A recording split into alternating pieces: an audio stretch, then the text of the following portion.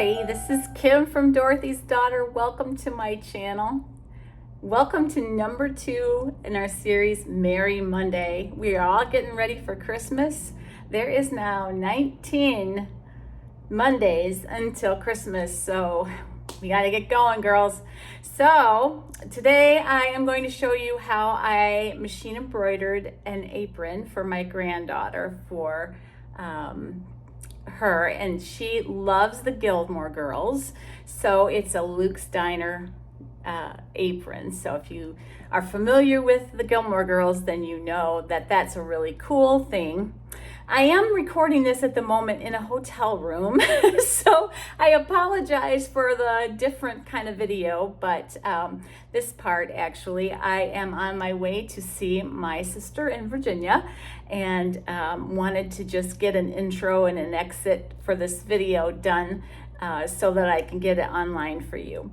So enjoy. I'm going to take you through the process of embroidering this apron for my granddaughter. Have a coffee, sit back and enjoy, and I will see you at the end of the video. So I have a plain blue apron which I bought on Amazon, and I want to put the logo on here for Luke's Diner from Gilmore Girls. So I'm going to go ahead and measure what size design I'm going to do. And I think I'm going to do the 6x6 one because I think that'll fit on here nicely. All right, we're going to go ahead and we're going to open up Embroidery software, which is the software that I use for everything that I do with machine embroidery. So we're going to go ahead then and open the file that I purchased from Etsy, which I'll put the clip in the description. So you see you have a lot of different choices in the format that you would like to use. So I would like to use PES because I have a baby lock machine. And then I'm going to go ahead and open that file. I'm going to choose the size I want, which I want the 6-inch file to fill up the apron nice and good. And now you can see it brought it right into the software for me. And this is a great size for the apron because it's about 6x6. All right, I don't want that cup to be blue. You can see it came up blue, which I'm not sure why. The actual cup is like a goldish color. So I'm just gonna change it. It doesn't really matter because you're just gonna pick the thread that you like, but just for posterity's sake, I'm gonna go ahead and pick a gold color so that it looks normal. There we go. That looks more like Luke's Diner. All right. And next I'm going to go ahead and see how many stitches we have, which we have, looks like we have 28,426 down there on the bottom. So what I'm going to do is go ahead and do the density repair tool, which kind of vacuums it up. That little vacuum up there, it kind of makes sure that there's not any extra stitches. So I did that and it didn't make a huge difference. I'm also going to set the type of fabric that I have, which is the medium weight cotton poly, which that's great. You can see now that brought that down just a little bit. And I'm just going to check and look at the density map. Now, if this weren't a good file, there would be a lot of red. So this looks like a really great file. It should stitch really well for me. So I'm going to go ahead and just call that good. All right. Center it in the hoop, which I did there a minute ago. That was under utility. Next, I'm going to go ahead and I'm going to put a basting stitch around this design just to keep it down, keep everything nice and flat and give it a kind of a definition so I know what the boundaries are, so I can keep things out of the way. It kind of really helps. I suggest doing that whenever you can. It's a stitch that's super easy to remove, so definitely do that. Then I'm going to go ahead and I'm going to send it to my machine. Now, I do not have a Solaris. The software suggests sending it to a Solaris, but I do have a Baby Lock Flare, which does have Wi-Fi. it will come up and give you all kinds of error messages. However, it is definitely on the machine. I can see that it's on the machine, but you can see there it says that there was an error, but there was no error. It's there. It always is. So you might try that if you do have a Wi-Fi capable Baby Lock or Brother machine. So I'm going to go ahead and hoop this design. This is medium cutaway interface stabilizer. So I'm going to cut a piece for my 6x10 hoop because that's what will fit.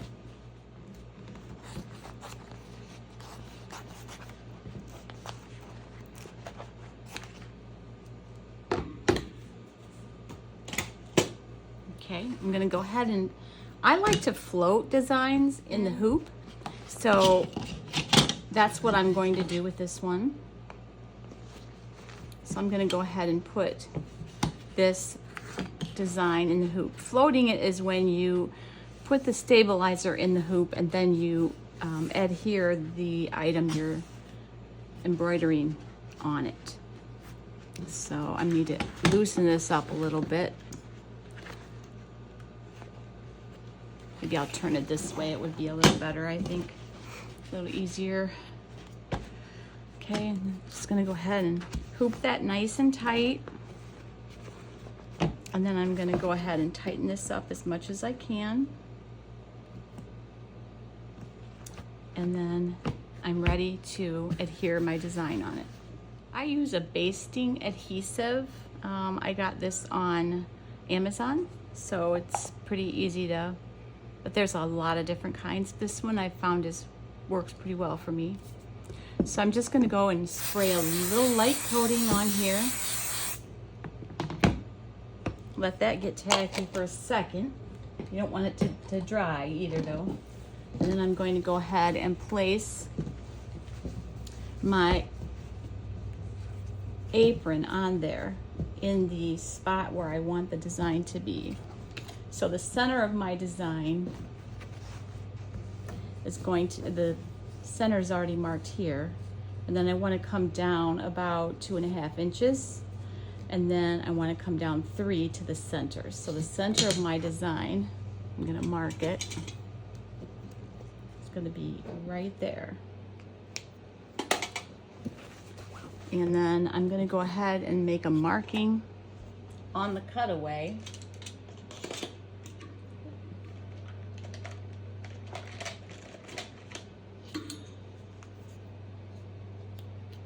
Make a marking on the cutaway, which I usually do prior to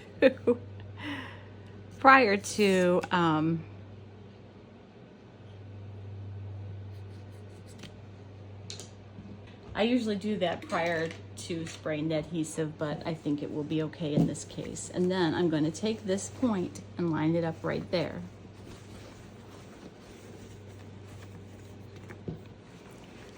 And just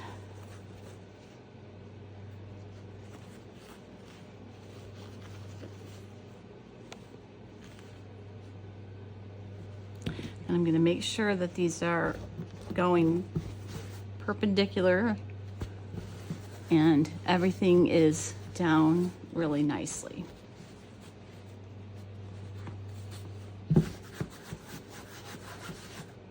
And it's all basted in place with the adhesive. Nice and straight. Okay. All right, we're ready. This is all ready to go. If you want to keep this out of the way, if it were a t-shirt or something, you could roll this up and pin it. But since this is kind of out of the way, I'm not going to worry too much about it with the apron. Okay, I'm over at the embroidery machine. I'm going to select my design and set. All right, and I'm going to rotate this 90 degrees that way because I put it in the hoop that way. All right, I'm going to go ahead and put this hoop in the machine. lock it down, get all of this free.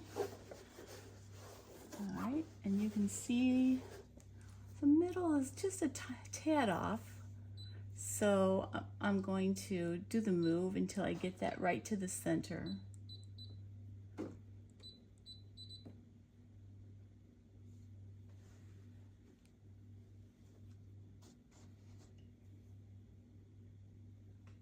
Okay, it looks pretty good. All right, I'm gonna go ahead and put my thread in. I have already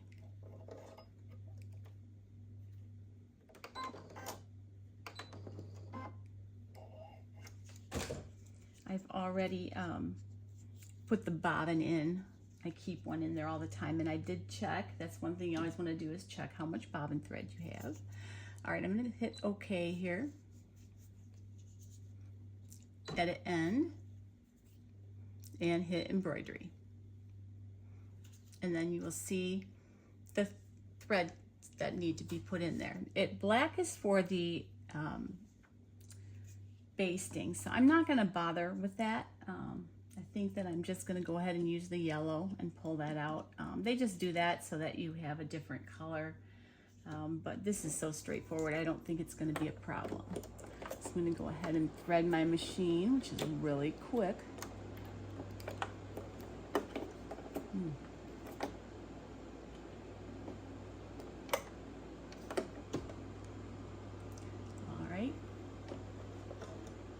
And every machine threads a little differently, so don't just go by what I'm doing. Unless you have a baby lock flare, it won't be the same.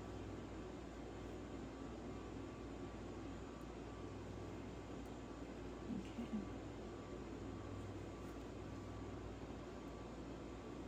I always have trouble sometimes getting it to hook through there. I know that there's probably a way. An easier way, probably a trick to that. Somebody can tell me if there is one. There. All right. Pull that through, and it threads itself.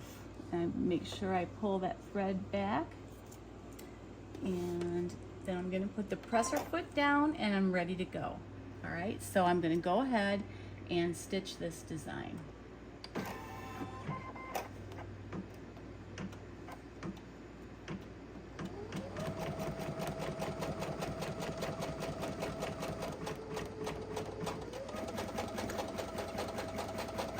See, it's just making a basting stitch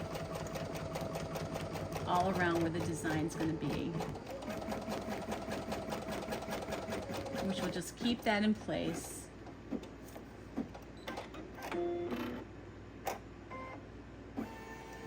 So now it's going to stop because it wants me to put in a new thread because it was supposed to be black. But since I just used the yellow, I'm just going to go ahead and put my presser foot down as if I changed my thread and go from there.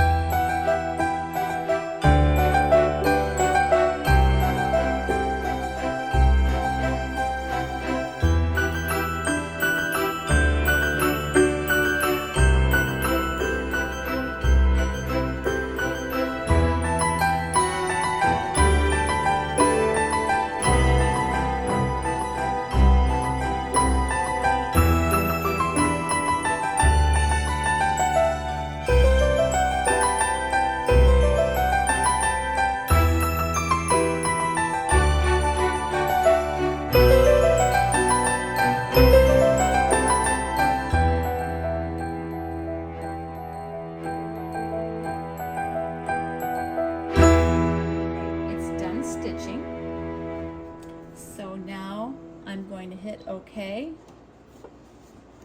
I'm going to pull the hoop out.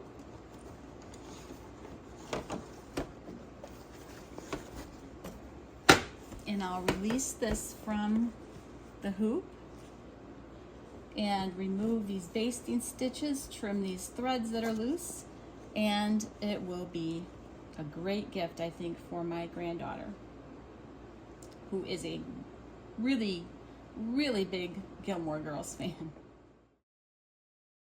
All right, so that was really pretty quick and easy to do.